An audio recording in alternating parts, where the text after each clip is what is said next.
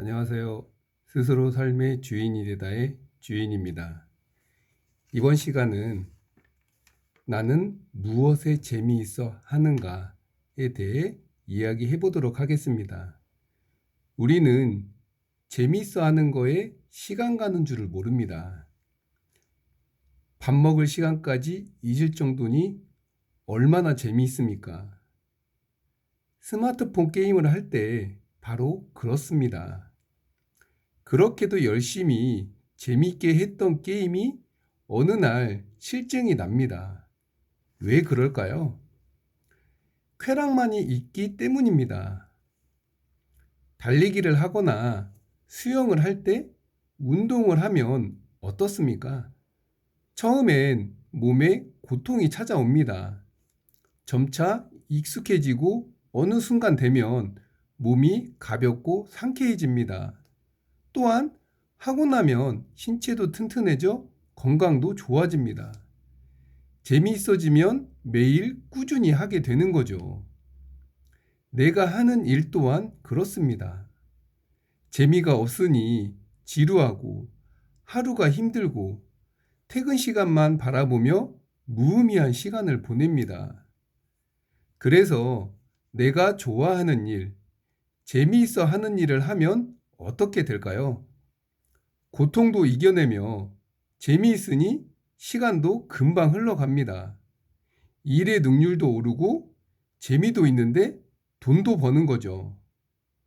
보통의 일은 내 거, 나만 잘 될 거야 하면서 경쟁하고 일을 하니 재미도 없고 지치게 됩니다. 타인을 위해 무언가를 내가 할 수 있는 일을 생각하면 일이 재미있을 수밖에 없습니다.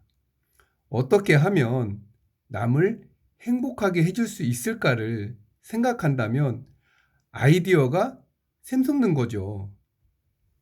우리가 예를 들어 바둑 둘 때 타인이 하는 바둑을 보게 되면 지고 있는 사람의 바둑의 수는 잘 보이게 됩니다.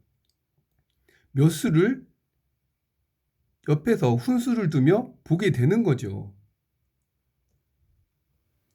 그만큼 타인을 위하여 어떻게 하면 행복하게 해줄 수 있는지를 생각한다면 내 아이디어가 샘솟는다는 걸 볼 수 있습니다. 내가 무언가를 할 때 타인이 즐겁다면 나도 행복하니까요. 재미있을 수밖에 없습니다.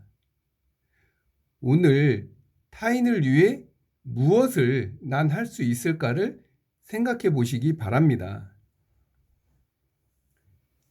그럼 손자병법 모공편 10 뭐니 뭐니 해도 판단이 가장 어렵다.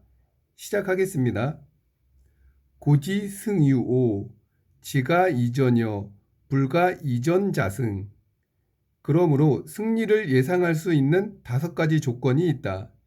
싸워야 할지 말아야 할지를 알면 승리를 예상할 수 있다. 손자는 승리를 예상할 수 있는 5가지 조건을 제시한다.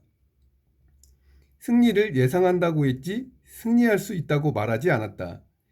이건 역시 손자가 일관되게 주장하는 바에 승리를 예상할 수 있지만 억지로 할 수는 없다는 신중한 태도이다. 전쟁을 운에 맡겨서는 절대 안 되고 반드시 필승의 조건을 만들어 한 방에 이기라는 것이다. 그러므로 승리를 예상할 수 있는 첫째 조건으로 전쟁을 해도 될 것인지 해서는 안 될 것인지 알아야 한다고 했다. 출전에 앞서 승리 여부를 판단하라는 것이다. 이는 고도의 판단력을 요구한다. 당신이 반드시 승리할 것임을 어떻게 아는가? 당신이 필승을 예상했는데 그 결과 정말 승리했다고 하자. 출전할 때마다 예상했는데 그 예상이 모두 맞았다고 하자. 그럼 당신은 전쟁의 신이다. 내가 현실에서 겪은 말을 이렇다. 필승은 예상할 수 없었다. 그러니 필패는 예상할 수 있었다. 예를 들어 어떤 일을 기획한다고 하자. 가장 중요한 능력은 창의적인 발상이 아니라 판단력이다. 내가 어떤 상황에 처하게 될 것인지 판단할 수 있어야 하고 또한 목표를 달성할 수 있을 것인지 여부도 각 단계마다 그때그때 판단할 수 있어야 한다. 그러므로 판단력은 창조력의 전제이다. 판단력이 전제되지 않으면 창조력은 그저 뜬구름 잡는 발상에 불과하다. 물론 중국어 속담에 미친 자의 말도 성인은 옳은 말이 있을까 싶어 경청한다. 고 했으니 종횡무진하는 당신의 창조적 발상이 아깝다면 현자를 찾아가 판단을 요청하기 바란다. 인간의 천성적인 약점은 객관적인 조건을 고려하지 않고 오로지 자기 유리한 쪽으로만 생각한다. 우리의 판단력에 그런 약점이 30% 정도 차지하고 있다고 보는 것이 무난하다. 그렇다면 당신은 무슨 일을 할 때 100% 자신감이 충만해도 거기에서 최소한 30%는 덜어내고 70%의 자신감으로 천천히 다시 생각해야 할 것이다. 따라서 우리의 판단력이 정확하다고 가정할 때 성공 가능성 50%는 이미 상당히 높은 승률인 것이다. 성공은 우연이지만 실패는 필연이다. 이 점을 인식하는 것이 대단히 중요하다. 경거망동할 일이 아닌 것이다. 지금까지 이야기한 것은 모두 전쟁을 시작하기 전에 내리는 판단이다. 그러니 전쟁이 끝나면 그 결과를 알 수 있다. 매사 끝장이 나봐야 결과를 알 수 있을까? 매사 그런 것은 아니다. 전쟁이야 전쟁이 끝나면 승패가 명확하지만 사업 경영은 성공과 실패가 단박에 가려지지 않는다. 비교적 긴 호흡으로 이어진다. 가령 경쟁자에게 패했다 하더라도 그 실패를 감내하고 조용히 재기했다가 때가 되었을 때 처절한 일격을 가하여 상대를 재기불능으로 만들 수도 있기 때문이다. 일시적인 성패로 결과를 판단할 수는 없다는 것이다. 창업을 하여 일정 기간이 지나면 성공하기도 실패하기도 한다. 성공하면 돈을 벌고 실패하면 돈을 날리는 것으로 간단하게 판단할 수는 없다. 왜냐하면 사업에 성공했다 하더라도 어느 단계에 당신은 결정적인 판단 착오를 범할 수 있다. 그래도 당분간 성장은 지속될 것이다. 하지만 막상 시장이 무너지면 당신은 자신의 판단 착오가 원인이라 생각하지 않는다.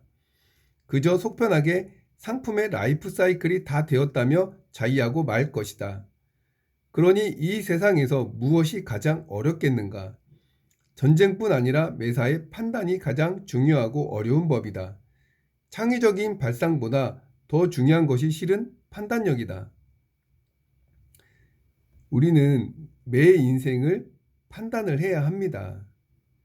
지금까지의 나는 수많은 판단에서 이루어진 결과라고 해도 과장이 아닙니다.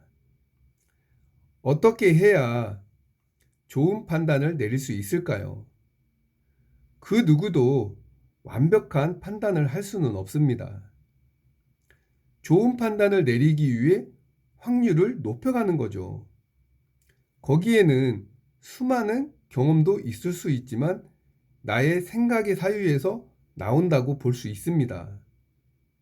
예를 들어 10년 전에 10만 원 하는 SK 하이닉스 주가가 10년 후에 50만 원이 간다면 투자하겠다는 판단을 하고 무슨 일이 있어도 기다리지 않겠습니까?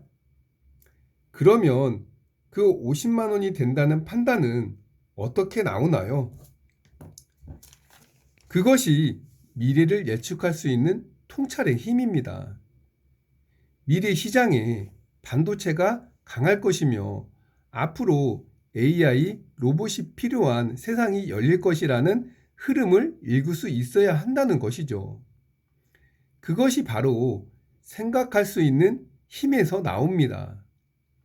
생각은 독서를 통해 나온다고 워런 버핏도 말하곤 합니다. 우리도 타인의 말에 성공을 꿈꾸며 시간을 보내고 있습니다. 책을 읽는 건 고통이라고 생각을 합니다. 책만 읽으면 고통이죠. 책을 읽고 사색의 시간을 가져야 합니다. 레미제라블에서 은그릇을 훔친 장발장에게 음초 때는 왜 안 가져갔냐며 내어줄 때 신부님의 마음을 생각해 보는 겁니다. 내 매장에 물건을 훔쳤다면 우리는 신고부터 하지 않을까요? 책을 읽고 이런 생각의 깊이를 넓혀야 세상을 있는 그대로 볼 수 있습니다. 그렇게 하면 이 세계가 얼마나 작아 보일까요? 타인이 좋다고 하는 게 눈에 보일까요? 내가 스스로 삶의 주인이 되어 버렸는데 노예들의 이야기를 듣지 않게 되는 거죠. 그러면 나를 향유할 수 있는 시간을 갖게 되며 여가 시간을 즐길 수 있습니다. 그림을 그리고 음악을 들으며 우리의 뇌를 편안하게 할 수 있는 거죠. 어릴 적부터 우린 이것이 좋은 거야, 저것은 안 돼, 이것을 해야 해 하면서 협박 아닌 강요 속에서 자라왔습니다. 그동안 생각할 수 있는 힘이 없는데 갑자기 생각하려니 너무도 막연하고 어려운 것입니다. 타인처럼 안 하면 뒤처지는 것 같고 나만 다르면 이상해서 견딜 수가 없는 거죠. 그렇게 교육을 받았기 때문입니다. 그래서 고대 철학자들이 연구의 연구 끝에 나를 알아야 한다고 말하는 것입니다. 내 스스로 살아가는 이유 말입니다. 그럴 때 삶에 재미가 있고 돈보다도 더 중요하고 가치 있는 게 있다는 것을 알게 되는 거죠. 나의 욕망은 에너지입니다. 그 에너지를 오직 돈에만 모두 사용을 합니다. 그렇기 때문에 나의 꿈과 하고 싶은 일에 쓸 에너지가 없게 되는 거죠. 나를 생각할 에너지를 남겨두어야 합니다. 책도 봐야 하고 생각도 해야 하는 에너지 말입니다. 가치 있는 나를 만들기 위해 오늘 실천해야 합니다. 오늘 한 걸음 내딛으면 됩니다. 내일이면 두 걸음입니다. 욕심보다는 행동하는 나가 되셨으면 합니다. 오늘은 책 한 페이지 읽는 내가 되셨으면 합니다. 그럼 저는 다음 시간에 다시 뵙겠습니다. 감사합니다.